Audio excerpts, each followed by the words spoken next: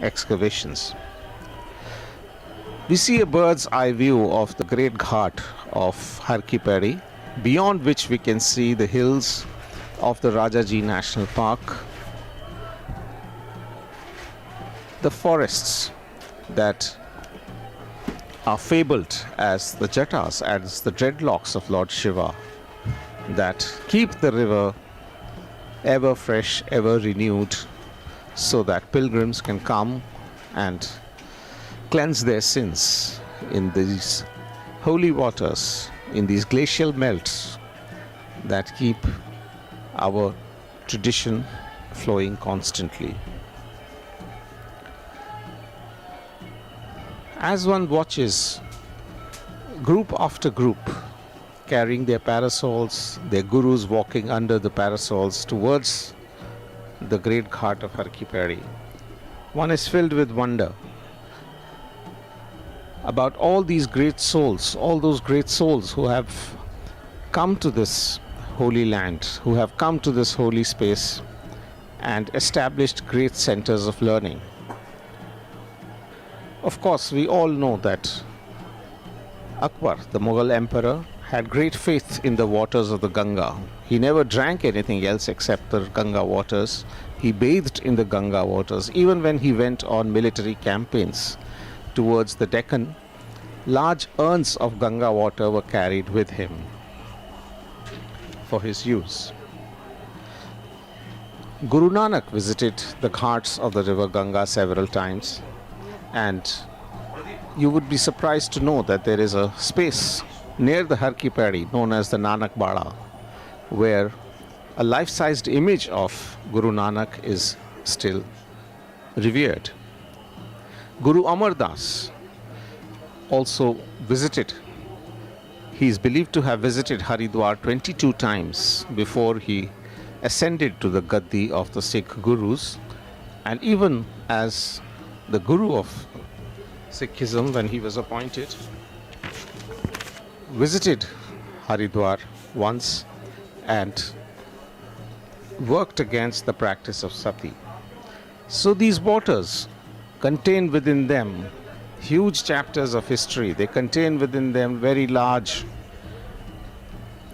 inputs of history, and they have been blessed by the arrival of great men, men of great intellect, men of great vision, like Shraddhanandji or Mahatma Munshi Ram, who established the Gurukul Kangri University in Haridwar, Pandit Mahamana Madan Mohan Malviya ji, who established the Rishikul, and of course great saints like Anand Mahima, who have come and practiced penance on the banks of these holy waters, making them so pure. This is what creates the difference between space and place. A place is just like any other part.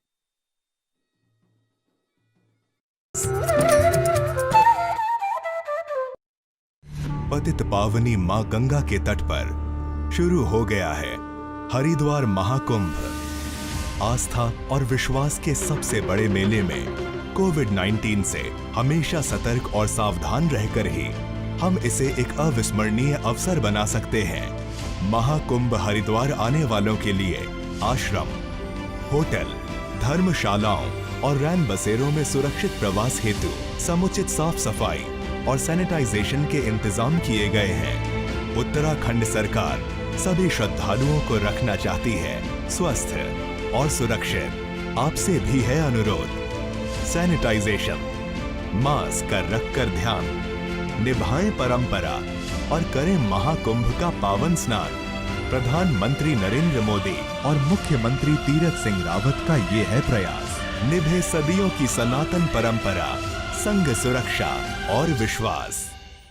आज पूरा विश्व कोविड-19 की लहर का सामना कर रहा है और इस लड़ाई में बचाव तथा सावधानी ही मुख्य हथियार है। कोरोना से बचने के लिए घर से बाहर निकलते समय चेहरे पर मास्क जरूरी है। समय समय पर हाथों को अच्छी तरह से धोएं। हमेशा 2 गज की दूरी का ध्यान रखें। उत्तराखंड सरकार आपकी सुरक्षा और सुखद स्वास्थ्य के लिए प्रतिबद्ध है। अपनी बारी आने पर कोविड-19 का टीका जरूर लगवाएं। ये पूरी तरह से सुरक्षित है। दवाई भी, कड़ाई भी। यही संकल्प हमें कोरोना से जीतने में सहायक होगा। सूचना एवं लोक संपर्क विभाग द्वारा जनहित में जारी।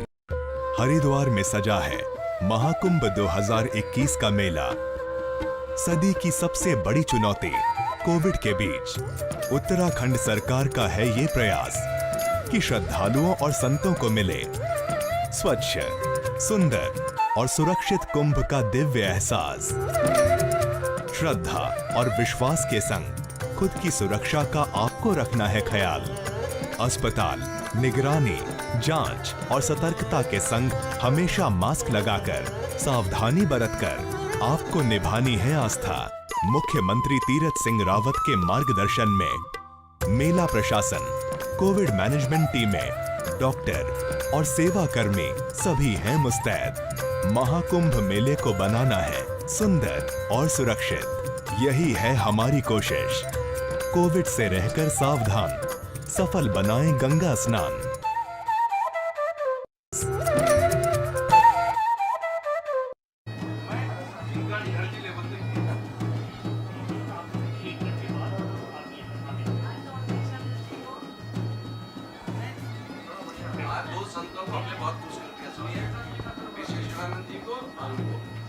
हरिद्वार में चल रहे कुंभ महापर्व का ये तीसरा शाही स्नान, और इस शाही स्नान में एक के बाद एक अखाड़े ब्रह्मकुंड में डुबकी लगाने के लिए आगे बढ़ रहे हैं।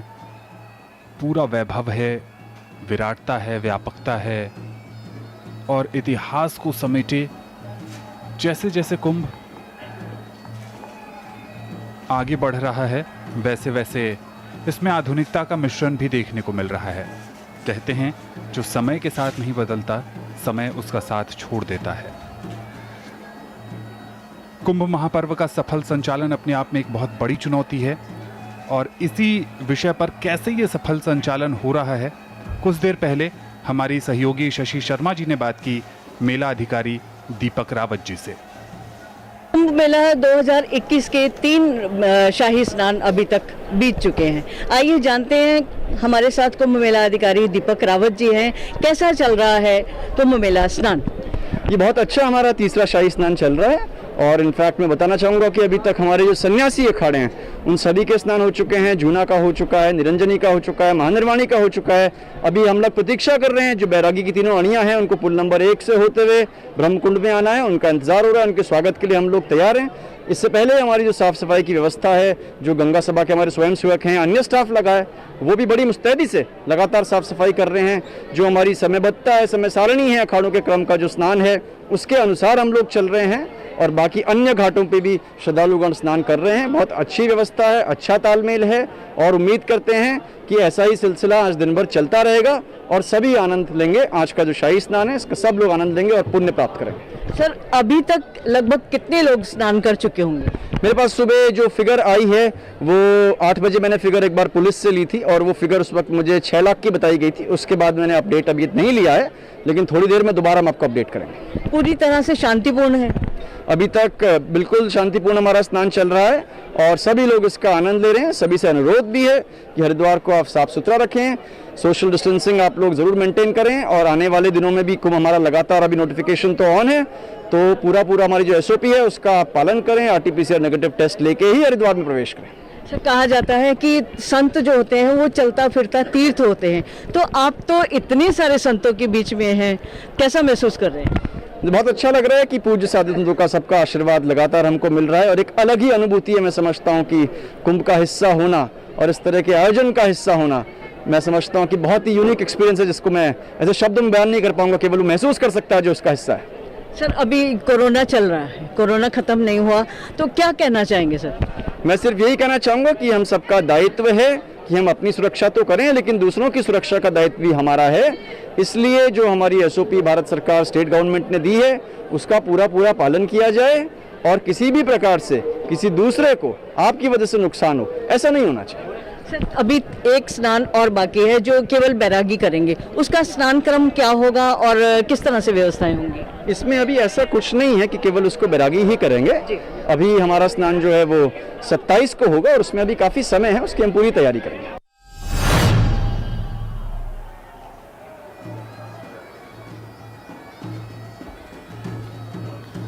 नरत्वम दुर्लभम लोके, हमारे शास्त्रों ने कहा है, अर्थात मनुष्य जन्म पाना सौभाग्य का विषय है। अनेक संतों ने इसकी भूरी भूरी प्रशंसा की है। तुलसीदास जी ने कहा है, बड़े भाग्यमान शत न पावा, सुर दुर्लभ सब ग्रंथ निगावा। मोक्ष का द्वार है यह शरीर, साधन धाम है यह शरीर। इसलिए मनुष्य शरीर जब हमें मिला है, 84 लाख योनियों में सर्वश्रेष्ठ यह योनि है, तो इसके साथ साथ हमारे लिए कुछ कर्तव्य भी बताए गए हैं। मनुष्य के लिए 4 पुरुषार्थ बताए गए हैं, धर्म, अर्थ, काम और मोक्ष। इन 4 पुरुषार्थों की सिद्धि मनुष्य जन्म का लक्ष्य है। आप देख रहे हैं गंगा जी को। गंगा जी 2 तटों के बीच से बह रही हैं। प्रायः सारी नदियाँ 2 तटों के बीच से होकर के ही बहती हैं। ये नदियाँ जब 2 तटों के बीच से होकर बहती हैं तो हमेशा लोक का कल्याण करती हैं, सबका मंगल करती हैं, सबको जीवन प्रदान करती हैं। पर यही नदियाँ अपने तट को तोड़ दें, तट को तोड़ करके नदियाँ बाहर आ जाएं, तट से बाहर बहने लग जाएं, तो फिर जगत का विनाश कर देती हैं। हमारे यहाँ जो 4 पुरुषार्थ बताए गए हैं, धर्म, अर्थ, काम और मोक्ष, बिल्कुल आप इस पर देखेंगे तो ऐसा लगेगा कि धर्म पहला तट है और मोक्ष अंतिम तट है और बीच में अर्थ और काम रूप नदी बह रही है। यदि धर्म से अनुप्राणित, धर्म से अनुमोदित अर्थ हो, काम हो, तो वो हमेशा सुख देने वाला होता है और सबका लक्ष्य मोक्ष होता है। धर्म और मोक्ष, इन दोनों तटों के बीच से अर्थ और काम रूपी नदी बहती रहेगी, हमेशा कल्याण होता रहेगा। पर धर्म रूप तट टूट जाए या मोक्ष रूप तट टूट जाए तो फिर अर्थ और काम भी विनाशकारी सिद्ध होते हैं। कुंभ मेला में इन पुरुषार्थों के जो मुख्य 2 तट हैं, धर्म और मोक्ष, इन दोनों तटों को मजबूत करने का काम होता है। कुंभ मेला में चर्चा द्वारा, शास्त्र मंथन द्वारा, विचार द्वारा इस पर निर्णय लिया जाता है कि क्या करना चाहिए, क्या नहीं करना चाहिए। और कुंभ मेला में ही धर्म और मोक्ष दोनों को व्यवस्थित किया जाता है। इनमें आई विकृतियों को दूर किया जाता है जिससे मानव जीवन सफल हो सके। धर्म की अनेक परिभाषाएं हैं, अलग अलग धर्म भी हैं। पर धर्म है, अपर धर्म है। अपर धर्म भी वर्ण धर्म, आश्रम धर्म, वर्णाश्रम धर्म, काल धर्म, युग धर्म, राज धर्म, व्यक्ति धर्म, कुल धर्म, अनेक धर्मों की बात कही गई है। एक सामान्य लक्षण जो अच्छा है वह है कि जिससे सबका अभ्युदय और निःश्रेयस प्राप्त हो सबको, वह धर्म है। यतोभ्युदय निःश्रेयस सिद्धि ही सधर्मः। इस धर्म की चर्चा में ही एक आपद धर्म भी है। आपत्ति काल में भी व्यक्ति के लिए एक व्यवस्था दी गई है शास्त्र में कि क्या करना चाहिए, क्या नहीं करना चाहिए। इस समय कोरोना काल चल रहा है, आपत्ति काल चल रहा है, आपत्ति काल है। अतः इस समय शरीर रक्षा भी हमारा धर्म है, कर्म है, कर्तव्य है। शरीर माध्यम खलु धर्म साधनम, कुमार संभव में कालिदास जी ने कहा है, शरीर माध्यम शरीरम आद्यं खलु धर्म साधनम, ये धर्म का साधन शरीर है। अतः इस शरीर की रक्षा करना भी हमारा कर्तव्य है। इसलिए हमें मास्क का भी प्रयोग करना है, सामाजिक दूरी भी बनाए रखनी है, और कोरोना को दूर करने के लिए या कोरोना से बचने के लिए जो भी अपेक्षित उपाय हैं इन्हें भी हमें अपनाना है। अभी तीर्थ के बारे में चर्चा हो रही थी। तीर्थ के बारे में आप सब लोग तीर्थ में आए हैं, और जो नहीं आए हैं वे दर्शन कर रहे हैं, कभी न कभी वे भी तीर्थ में जाएंगे। तीर्थ क्या है? तो तरंति जनाः यस्मात् पापादिकम तत्तीर्थम, जिससे पापादि को पार कर लिया जाए, पापादि से तारने में, अलग करने में, या संसार रूप सागर से पार जाने में जो साधन है वही तीर्थ है।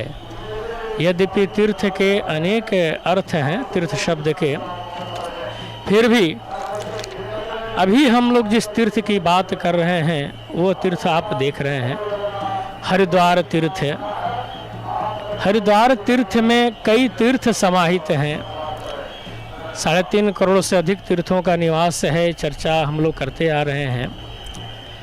तीर्थों का विभाग हमारे यहाँ 3 तरह से किया गया है, शारीर तीर्थ, मानस तीर्थ और भौम तीर्थ।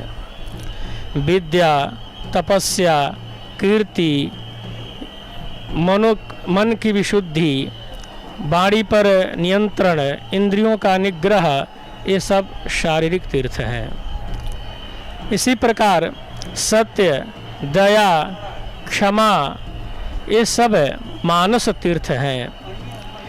और भौम तीर्थ हैं हरिद्वार, काशी, मथुरा इत्यादि। भौम तीर्थ हरिद्वार में कुंभ चल रहा है, कुंभ का योग आज प्राप्त हुआ है। तीर्थ में स्नान करने का बहुत बड़ा फल है, पर फल प्राप्त कब होगा इसके लिए भी कुछ नियम बनाए गए हैं। गंगा में क्या क्या नहीं करना चाहिए अभी आपने सुना। तीर्थ के लिए भी बताया गया है कि यस्य हस्तौ च पादौ च मनश्चैव सुसंयतम विद्या तपस्य कीर्तिश्च सतीर्थ फलमश्नुते। अर्थात हाथ, पैर, मन, ये सब शुद्ध हैं, नियंत्रित हैं। यहाँ आकर के विद्या की ही चर्चा जो करता है, तप करता है, साधना करता है, तीर्थ में आने पर उस तीर्थ का गुणगान करता है, वही उस तीर्थ का फल प्राप्त कर पाता है। अभी देखिए हमारे सामने एक भक्त कैसे भगवान के भजन में लीन है, गंगा माँ के तट पर खड़ा हो करके, पीली पगड़ी पहन करके और करतल बजाते हुए भगवान का स्मरण कर रहा है, संकीर्तन कर रहा है। तीर्थ में आए तो भगवान का कीर्तन करें, भगवान का स्मरण करें, कभी भी इधर उधर की बातें न करें, किसी की निंदा या अतिशय स्तुति न करें, तभी जाकर तीर्थ का फल प्राप्त हो पाता है। और हमेशा तीर्थ में आए तो अपनी भावना को बिल्कुल विशुद्ध रखें, अपने अंतःकरण को शुद्ध रखने का प्रयास करें, क्योंकि जब तक अंतःकरण की शुद्धि नहीं होगी तब तक तीर्थ का फल प्राप्त नहीं होता है। कहा गया है गंगा तोयेन कृत्स्नेन मृद भारिश्च नगोपमैहि आमृत्योश्चाचरन् शौचम भाव दुष्टो न शुध्यति। गंगा के सारे जल से भी यदि कोई स्नान कर ले, पहाड़ के बराबर मिट्टी से मलमल कर स्नान कर ले, जन्म से लेकर मृत्यु पर्यंत स्नान करता रहे, मल धोता रहे, फिर भी यदि उसकी भावना दूषित है, उसका मन दूषित है, हृदय मलिन है, तो वह तीर्थ फल प्राप्त नहीं कर पाता है। इसलिए तीर्थ में कभी भी आए या जाएं तो वहाँ अपने आप को बिल्कुल निर्मल, बिल्कुल निंदा स्तुति से अपने आप को वंचित रखें। जिस तीर्थ में जाएं उसी तीर्थ का गुणगान करें। और तीर्थों में सर्वोत्तम तीर्थ गंगा है, हरिद्वार है। कलयुग में तो इनका विशेष महत्व है। गंगा में सारे तीर्थ स्वतः निवास करते हैं। अभी आपने सुना, कभी भी गंगा में कपड़ा धोना नहीं चाहिए, गंगा में कूला नहीं करना चाहिए, गंगा को दूषित करने का प्रयास बिल्कुल नहीं करना चाहिए। देखिए, जैसे गाय है, गाय को हमारे यहाँ माता की संज्ञा दी गई है, गाओ विश्वस्य मातरम। ठीक उसी प्रकार जल को भी माता की संज्ञा दी गई है, आपो मातरः कहा गया है। जैसे हम गाय से दूध, दही, घी प्राप्त करना चाहते हैं तो हम गाय का पोषण करते हैं, गाय को घास खिलाते हैं, पानी पिलाते हैं, हर तरह से गाय का हम भरण पोषण करते हैं। हमारे द्वारा गाय जब पुष्ट होती है तो उसके दूध, दही, घी से हम पुष्ट होते हैं। ठीक उसी प्रकार गंगा माँ भी हैं, हमारे द्वारा ये पुष्ट होंगी और उनके द्वारा हम पुष्ट होंगे। हम इनकी सेवा करेंगे, इनको निर्मल बनाने में अपना योगदान देंगे, इनका प्रवाह बना रहे, क्योंकि नदी वेगेन शुद्धति, नदी हमेशा वेग से शुद्ध रहती है। इनका प्रवाह बना रहे, ये प्रदूषित न हो। यदि ये सुरक्षित रहेंगी, ये पुष्ट रहेंगी, ये निर्मल रहेंगी, तो हमें भी निर्मल करेंगी, हमें भी पुष्ट करेंगी, हमें भी नव्य जीवन, दिव्य जीवन, भव्य जीवन प्रदान करेंगी। इसलिए हम सभी का परम कर्तव्य है कि माँ गंगा ही नहीं, जो भी आपके आसपास नदी है, सरोवर है, इन सब की हम सुरक्षा करें, इनको प्रदूषण से मुक्त रखने में अपना अमूल्य योगदान करें। क्योंकि जल है तो जीवन है, फिर गंगा जल तो अमृत है। ऐसा गंगा जल जिसके लिए देवता भी तरसते हैं, यहाँ आने के लिए ललायित रहते हैं कि हमें भी वह अवसर मिले कि मैं जाकर गंगा में स्नान करूं। भागवत में भी चर्चा आती है, जब भगीरथ जी ने तपस्या करके गंगा माँ को प्रसन्न कर लिया, गंगा माँ जब आने को तैयार हो गई तो उन्होंने पूछा कि किं चाहम न भुवम यासे नरा मैया मृजंत्यघम मृजामि तदघम कुत्र राजंस्तत्र विचिन्त्यताम। अर्थात मैं भूमि पर जाना नहीं चाहती हूँ राजन, आप आग्रह कर रहे हैं तो मैं चलूँगी, पर सब लोग हमारे अंदर आकर पाप धोएंगे तो हम अपना पाप कहाँ धोएंगी, हम अपना पाप कैसे उतारेंगे। तो उन्होंने कहा, भगीरथ ने कहा, आश्वासन दिया कि हे माँ, आपके अंदर सन्यासी स्नान करेंगे, संत स्नान करेंगे, साधु स्नान करेंगे, कर्मयोगी लोग स्नान